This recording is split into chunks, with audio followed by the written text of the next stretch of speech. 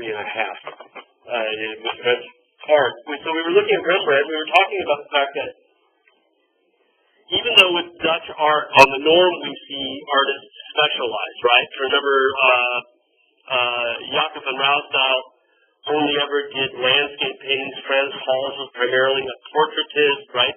Judith Leister did those scenes of carousing, merrymaking couples, right? But Rembrandt tried to be a jack of all trades. He was really working a very different market model where he was trying to be all things to all people, to be the most success he could be in almost every kind of art production. So when he moves to Amsterdam, he really wants to become a history painter, a painter of biblical scenes, of mythologies, right, mythological scenes, a painter of Roman history. This was considered to be the best kind of painting you could do because it was the most difficult kind of painting to do. You had to do costume, you had to do figures, you had to do still life, you had to do landscape, you had to do it all. Paint animals, right? You had to be able to do all of this stuff. And that's what Rembrandt wants to succeed at. So he set the bar for himself very, very high, right? He wants to be the greatest painter.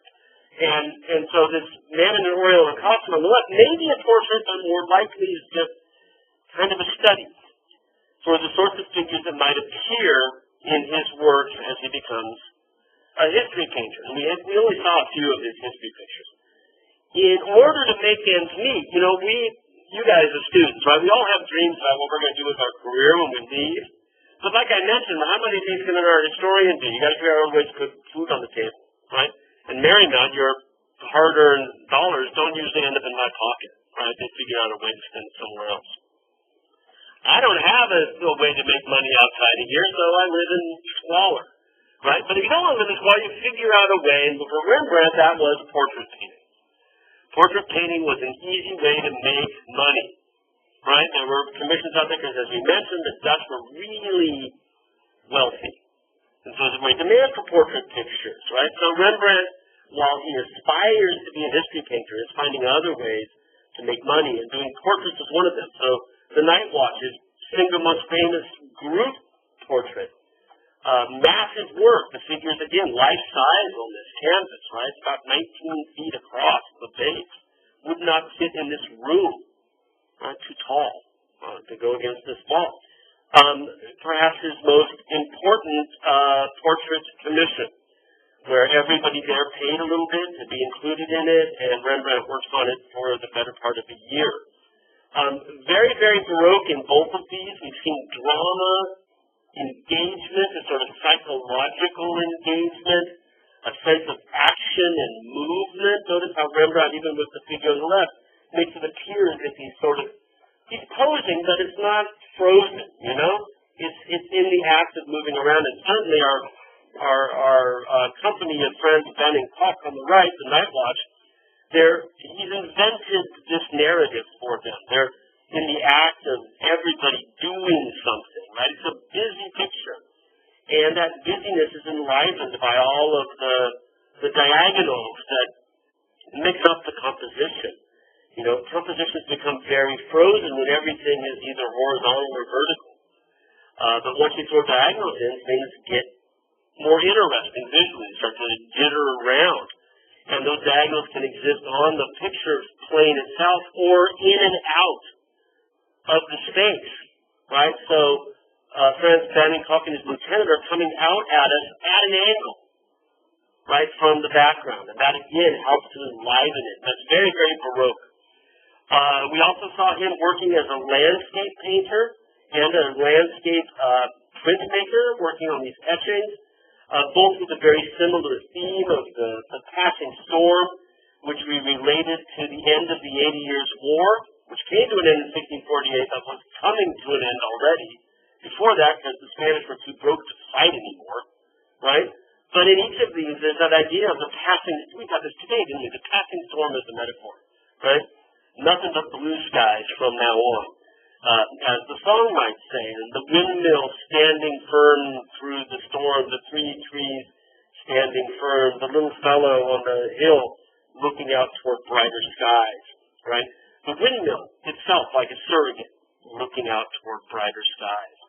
Right? So these landscapes that he's using fall into what we talked about with other landscapes, which is they have a certain metaphor or allegory, right? We looked at the little snuggling couple in the lower right corner of the print. We looked at the not-so-snuggling fisherman and his wife in the lower left corner. Time passing, these metaphors for voyages, right? We have a cart full of people behind one of the trees in the etching. We have the boat and its landing, the woman crossing a bridge in the mill. These are all metaphors for the passage of time. Landscape as a metaphor for the passage of life, right? Life itself.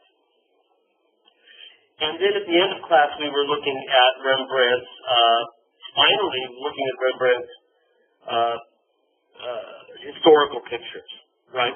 And historical as a category that takes in quite a bit underneath that umbrella. Everything from biblical scenes to mythological scenes to true history pictures.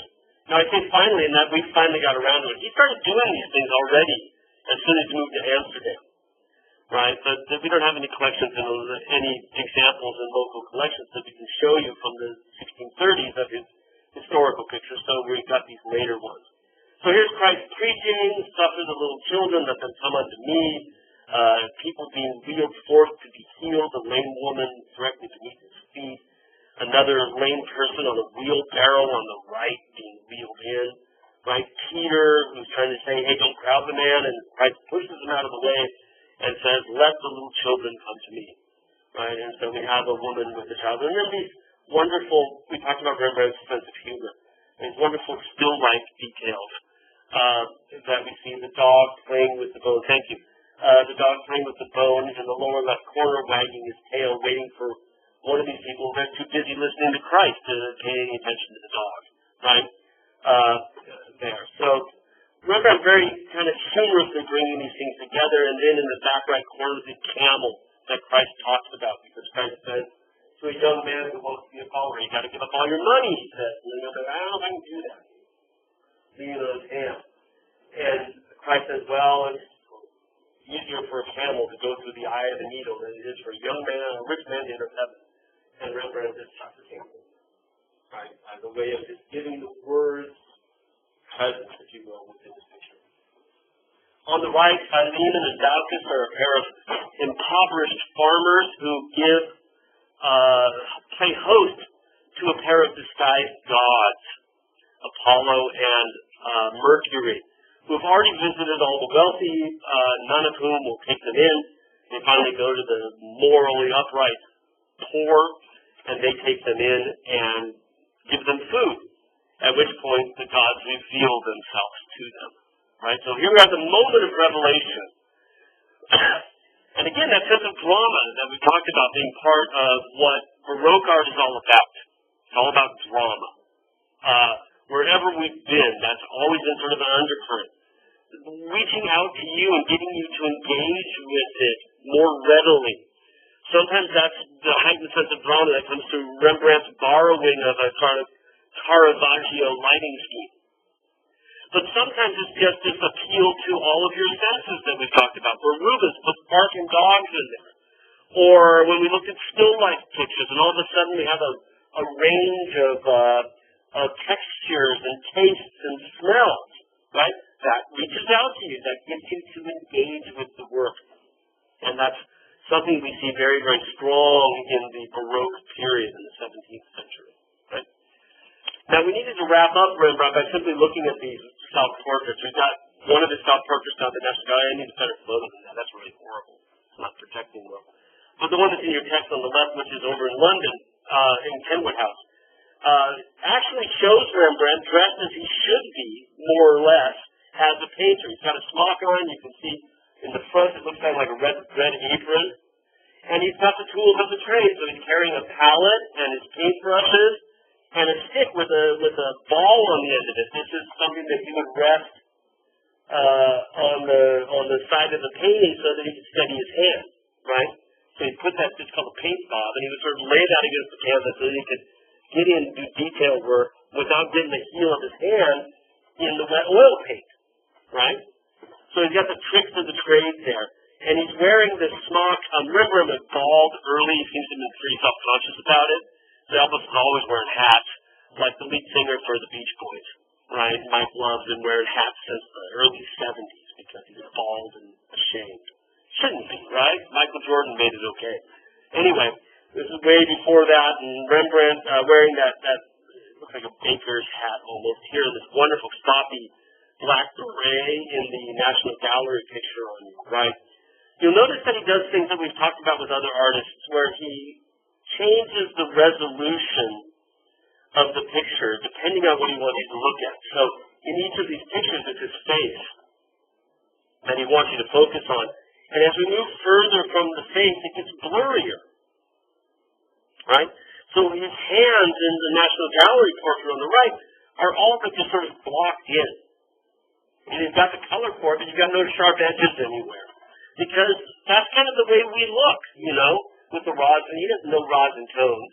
But the way so if I'm staring right at you, Janine, right, then the stuff that's out over here is sort of not really in full focus, right? And Rembrandt's playing with that idea. I think he's aware of that. So he uses the portrait to sort of mimic the way in which we observe things, but also to say, hey, this is where I want you to look, because that's what our eyes do. They move toward areas of strong contrast. That's just perceptually to do that. So right now, the light that's shining on Bridget's arm, I can see that like nothing else in this room, right? And that's why, you know, your mom always tells you to turn a light on when you're reading, because you can see the words on the page better when there's brighter light because there's more contrast, right? Rembrandt's playing with that idea, so the place with the most contrast is around his face, and that's true in each one of them. At the same time, one of the wonderful things about Rembrandt's portraits, not only did he do them through his entire career, and I'll show you some other ones, so we know what he looked like at almost every point in his career. We already saw one, right, where he's got Saskia in his lap, and he's got the big drink, and he's like whooping it up. But we can trace him sort of exactly how he looks at all of you. And he didn't age well. He had a very troubled life. His son died, his wife died. He had some lawsuit problems. Like I said, he's kind of a jerk, actually. He ended up having his housekeeper, who he slept with, had her locked up in an insane asylum and then billed her family for taking her there. Not the best part of Rembrandt's lifetime. But at this point in his career, like with our picture, he's 53 years old. And he looks a good 10 years older. Right? Look at his eyes, look at the wrinkles, right? I'm 57. I'd like to think that I look a little bit better than that. I'm not trying to get the bozo hairdo either, right? That probably helps a bit. So here on the left, he's like 59. I was born in 06. So he didn't age well. And what's interesting about Rembrandt is he doesn't pull any punches. He doesn't try to make himself look better. These aren't vain pictures. You know, he's not going to say, oh, I'm, thinner cheeks and, my skin looks a little less pasty and bulbous, Look at his schnoz, right? Look at his nose and these things. He's got this big old, looks like he's been hit in the nose or something, or maybe he just drank way too much for his entire life. But I'm not saying that. He's got that nose that looks the part, right? So he's got saggy, he's just soft and paunchy and not particularly handsome. And he's okay with that, right? At least at this point in his career. He's kind of resigned to being an old man. But like I said, he wasn't always this way. Here he's trying to look kind of hunky, right? A self-portrait etching that he did, probably based on a Venetian portrait by Titian he had seen, where he shows himself dressed as an aristocrat leaning on his stone, beautiful costume. You can see the pose in ours is very similar to this one from 20 years earlier, right? So we have this print as well, where again, he's giving us this sort of unflinching look. And with all of his portraits, whether they're old and tired and haggard, right, sad, or younger and cockier, there still is a sense when you look at him that you understand something about his character. That he really was very good with portraits, and we think on a certain level, he's using self-portraiture as a way of understanding character. How do you as a painter get insight into character when in fact what you're really dealing with is paint? Right? How do you use that to make people think you can see something else there? And so through the course of his career, career with all of these self-portraits. And like I said, nobody ever did as many as he did. Up until Van Gogh. Somebody's doing Van Gogh, I think it's Derek, who was inspired by Rembrandt to do self-portraits. But he did so many. And part of it is to use his study of himself, to allow him to create characters and get good at characterization, which is not an easy thing to do, right? Surface quality is simple by comparison, but getting it, and that are going to paint you, right? It's one thing to paint you and have it look like, it's another thing to paint you and have it feel like you, you know what I mean? Have it be you. And that's what Rembrandt's trying to do. So he uses self-portraits for that. And again, it is great. This is, by the way, about this big. Right? It's like the size of a postage stamp, this little print. But he just doesn't mug it into the pic, and making faces into a mirror, and then drawing those faces so you can get what does surprise look like, right? So he's always using his face as a way to delve into characterization. With our picture, one of the things that I particularly like about Rembrandt, and you can see it again, I think I need to get cleaner pictures than these, because they're pixelating out now. I think I've probably used this PowerPoint a few too many times. They do that, by the way, PowerPoints. They die on you. How was that for me? I got voice activation on my computer. Hang on a second. I'm going to do this now. I wonder if did the Wi-Fi just go out? Hang on. Let's get over here, project. I'm going to hit, okay, before I do this, I'm going to hit as I was talking about the fact that Rembrandt likes to focus your attention, right? The paint application around his face, not only does it provide greater contrast, particularly right around his eyes, that draw your attention there. But in addition to that, he uses the paint to really establish a three-dimensional quality to the figure as well. So if you get a chance to go down there and look at this thing in person, you really should, because you're paying for it anyway. But I think you can maybe begin to make this out that the paint on his brow, right above his eyebrows, is actually thicker and almost molded as if it were his wrinkled or furrowed eyebrows. And the skin on his cheek, or those lines under his eyes, get thicker underneath his eyes as well. So it's almost as if it's an old relief map, right? You see those old relief maps in America where the Rockies sort of sit up, right? He's kind of doing the same thing with the paint as he builds it up on the canvas. Very, very thick. And here at the end of his career, toward the end of his career, he dies in 69, so this is within 10 years of his death. He's laying the paint down thicker and thicker and thicker. And as he does, especially within his portraits, but really everywhere, when he lays down the thicker paint, he's laying it down in a way that it builds up almost like sculptures, the thing he's painted. So if it's a jewel, for example, it actually builds the jewel up with thicker paint for the stuff that comes forward. And that's true here, too. His chin is thicker than his lips. His nose is thicker than the area just around it, for his upper lip, for example. His cheeks get thicker. The lines around his eyes get thicker. And he's really playing with the quality of the paint on the surface of the canvas. So above his right ear, in this detail, you can see that the single hairs that look like they've been painted, but they haven't. What he's done is he's gone back in, he laid down the wet paint for the color of the hair. And then he took his brush, right? So you're normally painting with the tip of the brush, by a pen or something.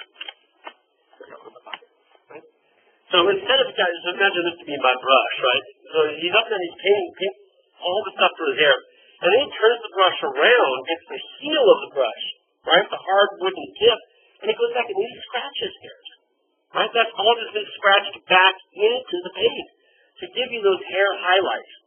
It's not what Van Eyck would have done, right? Van Eyck would have painted every hair, right? But Rembrandt's much more experimental with the medium, which kind of comes out of a lot of things we've been talking about with Baroque art, making it more emotional, making it more engaging. Some of that comes through even with the way in which the painter is engaged in this dialogue, standing at the easel, putting down the paint. And how many artists have we seen that are thinking about paint as being something other than color? They're thinking about paint being something other than the way to describe the thing that they're painting. So Rembrandt here, think of Frans Hals, where we started to see the paint look like you could see how he lays it on the canvas. And he leaves it unblended. Velázquez, better than anybody at this. Right? We got in on the flower on Philip's daughter in Las Meninas, and we saw that it just flashes of paint here and there, right? It's almost a modern way of thinking about painting, and these people are the people that artists like the Impressionists became inspired by as they tried to think about painting in a new and different way. Right? Rembrandt, Frans Hals, others are already doing that in the 17th century. Now we're going to move on and talk about France, and this will bring us into the 18th century, and we'll be with France more than almost any other country, really almost for the rest of class, because there's so much there to see. We haven't really looked at French art hardly at all. But we had talked before about Georges de la Tour, very briefly, this wonderful picture of Mary Magdalene. At the moment she converts, right, she's thinking about her life as a prostitute. She's probably already met Jesus once. And she's now thinking about turning her back on the life of sin and becoming a saint, a follower of Christ. So she's got her hand on the skull. Right? We've seen skulls elsewhere. This metaphor for remembering that you're going to die. Right? The first time we saw this was Masaccio, with the skeleton underneath the Holy Trinity. Right? As you are, I once was, as I am, you will be. Right? Skulls. Think of Hamlet at the graveside, right? To be or not to be, alas poor Yorick, I knew as well, right? Skulls give us a chance to think back and like, oh, what am I doing? Am I doing it right? And that's exactly what Magdalene's thinking. And she's looking into a mirror at herself, but we look into the mirror and we see the skull. So it's all about us, really. That we should, like her, think about our life choices and whether or not we're making the right choices. It's a very moralizing picture, right? It's also, like Rembrandt, in Holland, it's very much influenced by Caravaggio. So it's very easy to think about this as being a sort of a typical Baroque picture, where it's enhancing the sense of drama by choosing this dramatic moment, this climactic moment, where the Magdalene reflects and changes, right? That said, the majority of paintings that came out of France in the Baroque period in the 17th century are very, very different from things we've looked at.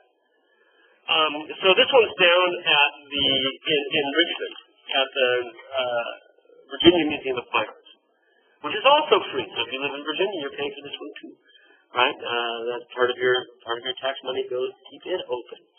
And Nicolas Poussin is one of the two most famous Baroque painters working in France, or coming from France.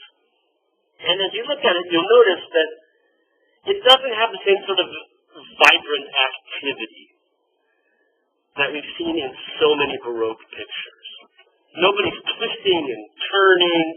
Nobody's moving in and out of the composition on diagonals. There's sort of no broad compositional elements that bisect the composition in half from corner to corner. These things that make it more vibrant and lively, they're missing. Everything is like fence posts, you know? Everybody's on the vertical, right? And the other elements reestablish horizontals as well. It's a quiet composition. It's not an active composition. It's rather kind of frozen and lifeless, right? And that's typical for Poussin. And it's also typical for a lot of French Baroque art. It's very different than all the other countries we've looked at, with some exceptions. There's always exceptions, right? But for Poussin, he ends up having a kind of art that is more artificial. Looks like it's been set up. It looks like if you were to turn your back on this, nobody could really move. Even the kneeling figure on the left is so sort of frozen in that pose that there's not a sense of vibrant activity, right? You wouldn't think this was a Rubens painting, right? The raising of the cross, with everything is swirling around, right? It just has a much more sort of staid nature to it, right? Now, some of this had to do with how Poussin actually painted. We know this from his notebooks and wrote about making art. And other people, we saw him at work. The way that Poussin would work was he would get an idea for a picture. It's a history picture, right? This is Achilles, so it's a mythological, historical picture, the best kind you can do. And what Poussin would do when working on pictures like this is that he would map out the composition on a piece of paper, just do a preliminary sketch of the composition, right? And then he would take that, once he figured out how he wanted it, he would do 2 or 3 of these, move figures around, get it how he just wanted it. And then he would take that drawing and he would make a little box, a 3-dimensional box, with clay figures of each of the figures in the composition. He'd put them in the box. And then he'd play with the lighting. He'd light a candle, he'd move it around and figure out how he wanted to light the figure. But you see he's making those little figures there as well. And then from that box, he'd make the final painting. And as you can see, we're like 2 or 3 steps removed from a model sitting in front of you, right? We're 2 or 3 steps removed from life. And that tends to freeze up his compositions. They tend to be very, very stiff, right? And that's typical for Poussin's work. But it's also more broadly typical of most art from Baroque France. And it sets it apart from the other countries. The reason most French art went this direction was because of the King of France, Louis XIV, the Sun King. Right? On the throne for roughly 70 years. Right? He doesn't die until 1715 or so, I think. And he takes the throne in the 1640s as a child, no less. Right? Here is a portrait of him. Hyacinth is a man's name in French, so it's not a woman's painter. But there he is. He's got his crown off to the side. We saw Van Dyck's portrait of Henrietta Maria doing the same thing.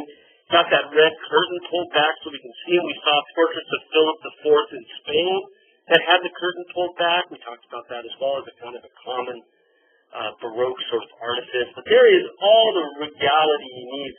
Even though he's taken off his throne, hey, he's king.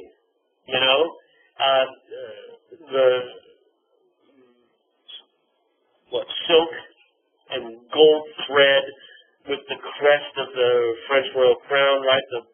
The yellow fleur-de-lis everywhere. All of that ermine fur, right?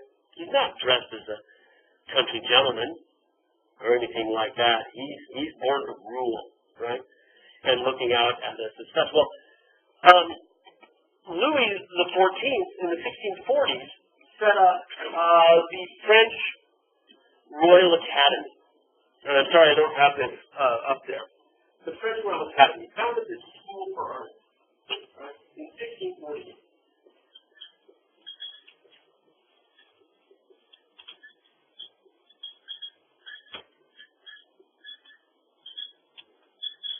They call it the Royal Academy, meaning that he's the one behind it, right? And what he's doing with the French Royal Academy, which existed all the way through the 19th century, right? What he's doing with the French Royal Academy is he's setting up a school where artists will try to get a great group of artists to draw from to work for him at places like Versailles, right? At his royal palace. And he wants these artists to be kind of consistent in their style. Also consistent in the level of education. So the idea of this is to train royal artists.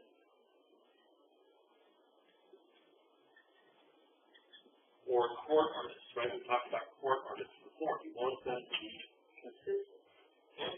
And the style he likes because he wants the works that are made for him to be quickly legible. He loves this dry style, which we tend to refer to as being classicism. This reminds us very much of ancient Greek art, where there's a sort of timelessness, where there's a sense of balance, that things don't get interrupted. Right? We use the term classicism for that. So Poussin's classicism comes from 2 different sources. One of them is his working technique, which tends to free things up a bit.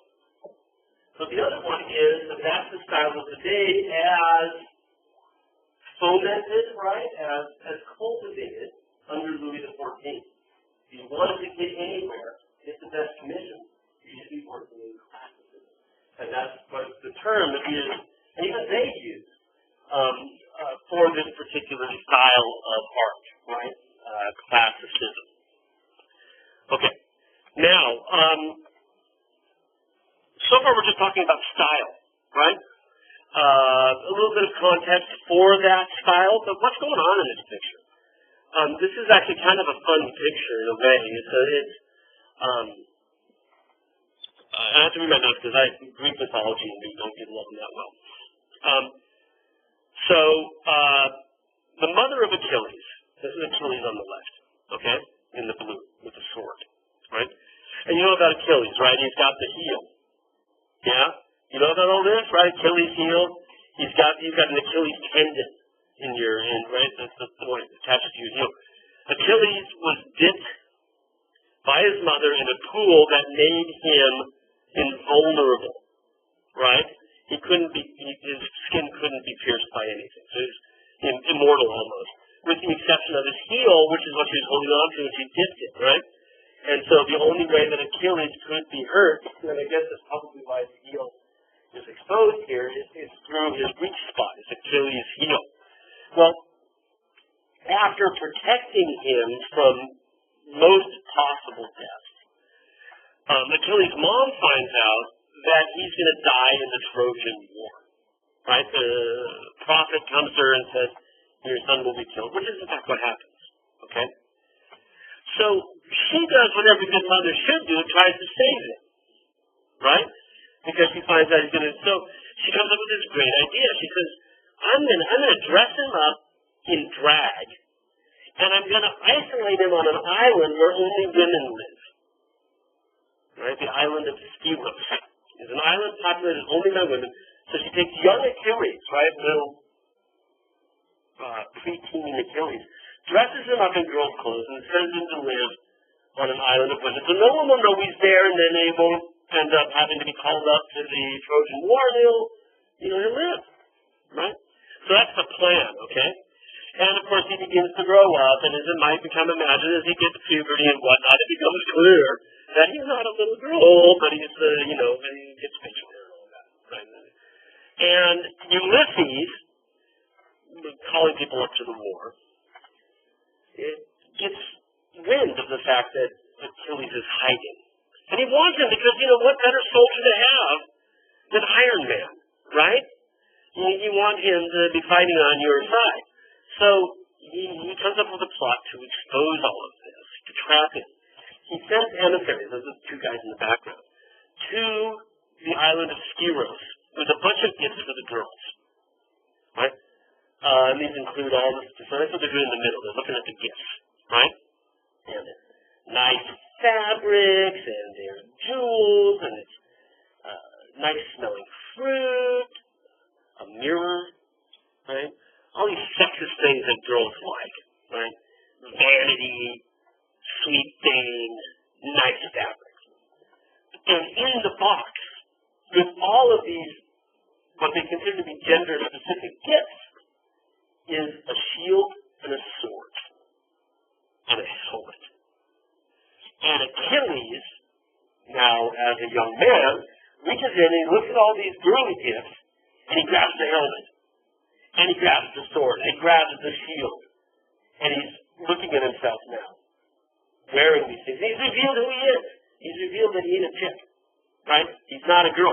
And so he's still dressed in girl's clothing, but this is the moment of revelation. So I guess it might attempt to have some of that Baroque drama, that high, dramatic moment of change that's talked about in Baroque, but the style just doesn't fit, So that's the story, right? An elaborate mythological story. And you can see that as a history painter, all the things that Cézanne's got to paint. Not only the human figure, but also cloth studies, still lifes, there's flowers up there, there's the still life elements inside the box, architectural study, landscape, all comes together in a history painting. Right? But again, it's that dry classicism that came from Louis XIV. This is what he wanted his artists to paint like, so their paintings would be clear and easy to read. On the right, the one from your textbook by him, again, very sort of dry and classical. Et in Arcadia Ego. Sorry about the typo there, the C's not supposed to be there. Three shepherds in Arcadia. Arcadia is an area, a region of Greece from mythology where time stands still, where people don't age, where progress doesn't invade, where life is still simple. And the only people who live in Arcadia are shepherds, because there's no modern technology, right? No urban sprawl, no cities. And in this case, we see a moment when three shepherds have come across a tomb in Arcadia, and on the tomb, there's an inscription, and you can see it barely there. The inscription is the title of the painting, Et in Arcadia Ego. Right? And they're like, what does this mean? They don't know what this is all about. It's in Latin. And what Et in Arcadia Ego means, translated, is even in the region of Arcadia, I exist. Ego. Right? That's what we use the word ego for people. It's all about who I am. Even in Arcadia, I exist. And this is written on the side of a tomb. So the I in this is death. Right? Even in Arcadia, death exists. And so they live in Arcadia, they have no idea. I don't get it. I don't understand what's going on here. And it's a reminder that death is everywhere, which we've seen as a sort of a moral story in a lot of pictures that we looked at. But this is the moment when they discovered that. So again, moment of discovery, we could argue that's Baroque. But for Poussin, the Baroque period was a period of very immovable classicism, where everything is arranged on sort of horizontals and verticals. Not a lot of action going on here. You'll notice that there's a composition that's been well organized. We think about how Poussin works, where he does the drawing first, he sets up the model and clay that he's made, he lights it properly, then he paints it. You'll notice that the color scheme has been really thought through as well. So you get that red, orange, blue, right? Other side, the blue takes up again to tie the composition together. A little bit of pink, a lighter version of that red. Right? It's so thought out that it becomes a little boring. Right? And when I was in my second term in art history, I did my term paper on this. I found one I really liked. But anymore, he just like that. Right? So why am I talking to you about it? That's an example. And it shows us something else about Baroque art. Right?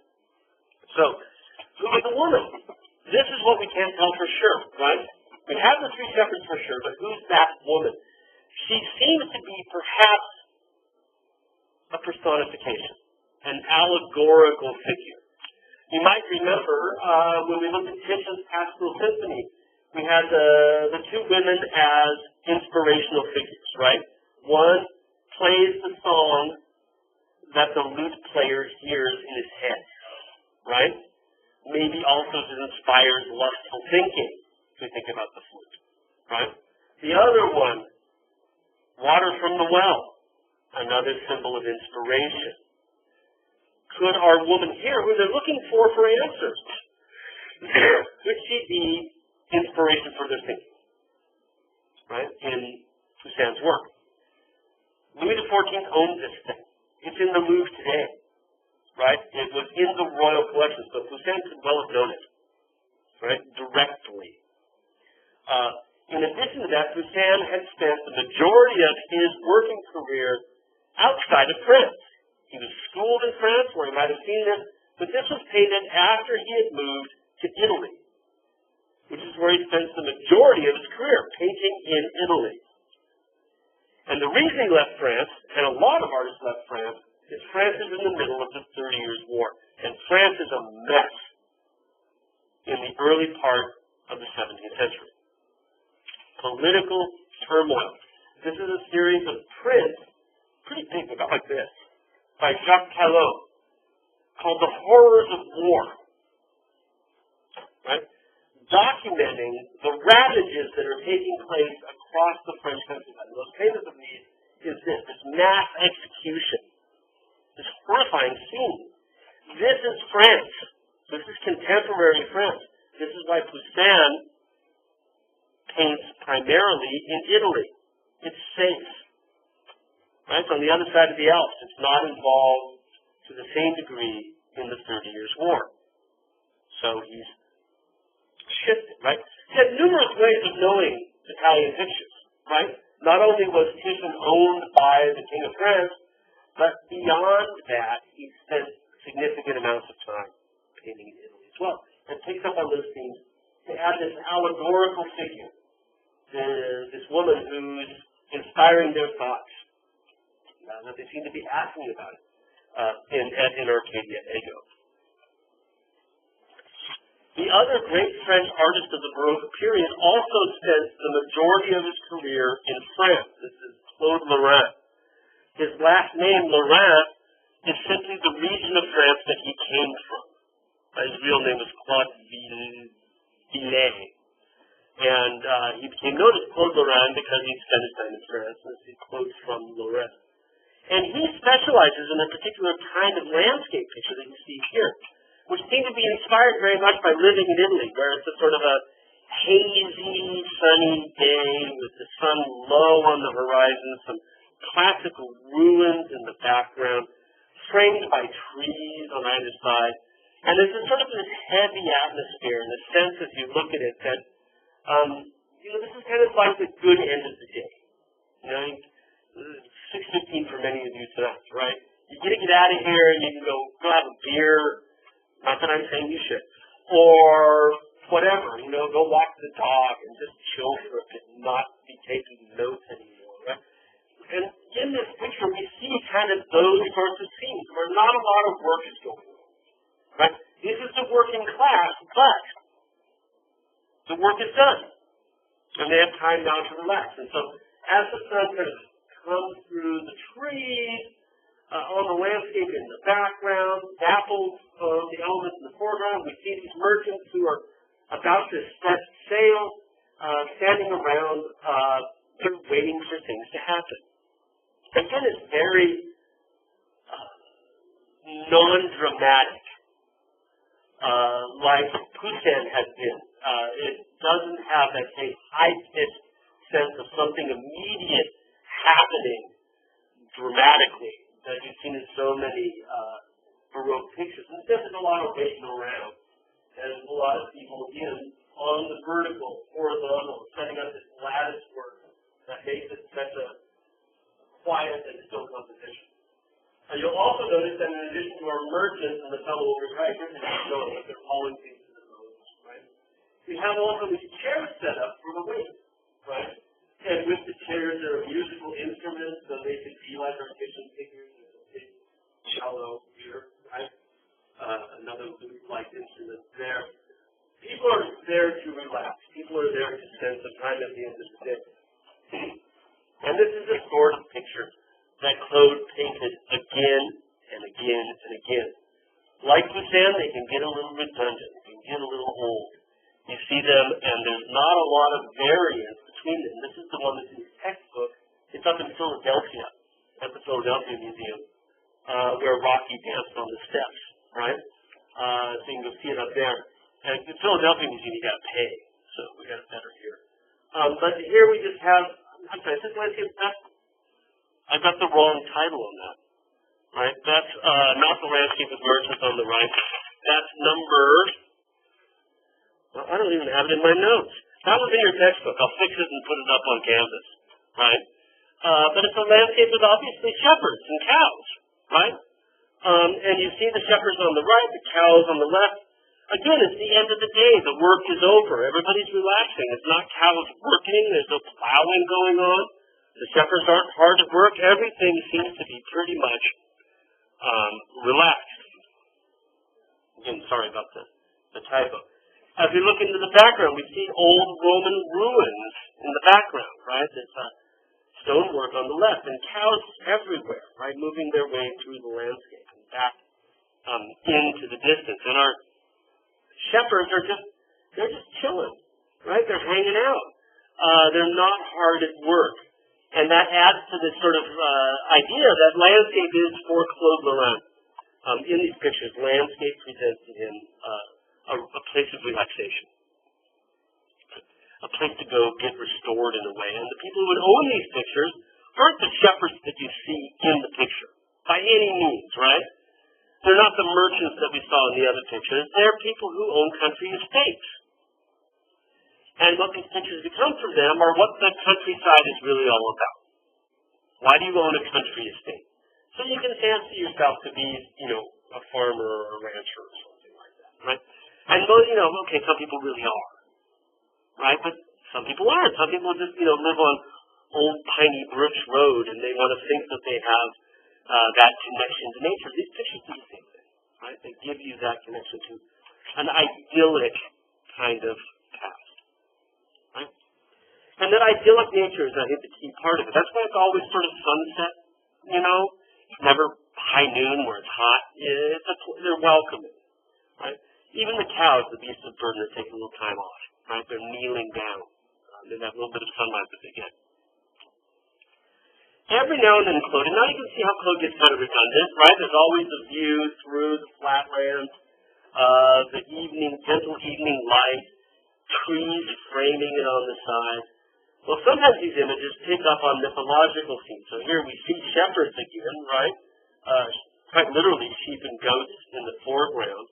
But as you can see with the little naked boy there and the way the fellow on the rocks is dressed, that this is in fact a mythological scene. And in this case, it's the judgment of Paris. This is where Paris has to choose between three goddesses. This is what starts the Trojan War, right? And so each of them are offering him their attributes, and he's going to make the decision. Now, if you haven't seen some of that, you might argue that it just falls into the exact same category as the other landscapes by him. Certainly what it does is it follows the same general compositional scheme. Claude does this again and again and again. I don't often skip exhibitions when they come to town. So there was a Claude Lorrain exhibition a couple years ago, and I thought, no freaking way am I going to go look at 70 of these things, right? Because you've seen a couple of them and you get the idea, and now all of a sudden Claude Lorrain is like easy peasy, right? And then the only fun comes are what are the figures doing? And maybe you want to wander through a little bit with your eye, but you don't need 70 of those to do that. So, as we move into the 18th century, we see some of this tradition continue. We'll wrap up with this picture, right? Some of this tradition continue. We see this idea of using landscape as escapism, right? Either for a country cottage or even for a city cottage. The picture is a place you imagine yourself to be. And here we have another sort of light dappled landscape, but you'll notice it's hazier, significantly hazier. You'll also notice that it doesn't have that same sort of evening light that shadows things and gives you these drops of sunlight. But rather, everything seems to be rather well lit.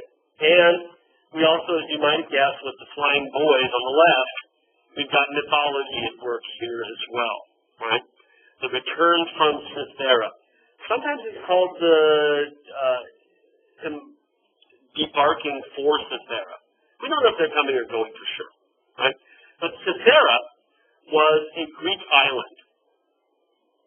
Right? Now, that ain't no Greek island. That doesn't look anything like Greece. Too sort of, what do you want to say, like burgeoning with foliage. It looks a little bit more like France. It looks a lot more like France than it does anything like Greece. Watteau is not at all interested in trying to make it historically accurate, right? But again, it's about sort of getting into the countryside. Now, the difference is, as we move into the 18th century, almost 100 years later, is that instead of showing us the working class taking a break, we've got something very, very different here. We have got aristocrats. Look at how they're dressed, right? And they're not just taking a break, right? They're hooking up. This is all about love, right? Going to the island of Cythera to find a canoodling partner. And as you look at the couples, you realize that everybody's a couple. Everybody has hooked up on the island of Cythera, right? So it's no longer images of labor where people have taken a break, maybe a well-earned break. These are people who never work a day in their life, right? Aristocrats at play. These are very frivolous paintings as we get into the 18th century. And that's a new trend we see in 18th century painting, are these much more frivolous scenes. So let's look at a few details. I just was able to upload a very, very good high-resolution image of this, right? Everybody is hooking up. Everywhere we look, men and women are getting together and falling in love, right? That's the long and the short of it here. No one is left out, right? Man helping a woman up off the ground, another man on the left with a cute little, even the dog is aristocratic, right? It's got a bow in its hair. There's no shepherd's hunting dog or anything like that, right? This one's name is Fifi, right? Not Bruno, right? Yeah. It is indeed. We'll get there in just a second. So what's going on here, right, with this work, is this much more frivolous kind of scene. Now, there's a term, and I forgot to put it on the scene, that we use for 18th century French art because it's really changed from the Baroque period. It's become much more frivolous, for lack of a better word. And the term that we use for the same period instead of the Baroque, right, so the 17th century equals the Baroque period. And it's true everywhere in Europe. The 18th century is the Rococo. And it's a sort of overblown Baroque, where everything focuses on the idle rich, aristocrats playing, and in a style that's much less dramatic, much more sort of like wedding decoration. I always think of Vacho as being wedding colors. The kinds you would choose to decorate a wedding. There's nothing dramatic, there's nothing oversaturated, right? Now, as Dennis just brought up, are those cupids definitely, because as you can see on the right, the hallmark of this, and we'll look at this, is that the island of Cythera was governed by Venus. Venus lived here in Greek mythology. In order to typify that, or to signal that, what Watteau did was to put a statue of Venus decorated with wedding flowers, and you'll notice a quiver of arrows hanging from it at the bottom here on the far right. Yeah? Cupid is there as well, right at the feet of this, sitting on his arrows. His work is done, right? He has shot everybody full of love. So they have come here to get away from the city. Right? Again, the landscape is this place to go take a break. And while doing so, they have indeed fallen in love everywhere. Right? On the left, we see more of Cupid's little helpers. Right? Those are the ones you're probably looking at, were the ones on the left, right? And they are helping the people to figure out what it is. We have an allegorical figure naked there who's helped pilot this amazing boat, right, on its way to Cythera, with what appears to be a figure of a goddess with wings on the boat. Now, the reason art went this way, right, the reason art went from the Baroque to the Rococo, the style became more frivolous, is that in the Royal Academy, where artists were being trained, we talked about this before, the Royal Academy that Louis XIV founded, by the end of the 17th century, everything in the academy sort of fell into two factions. Right? Take a Twilight, right? Your team,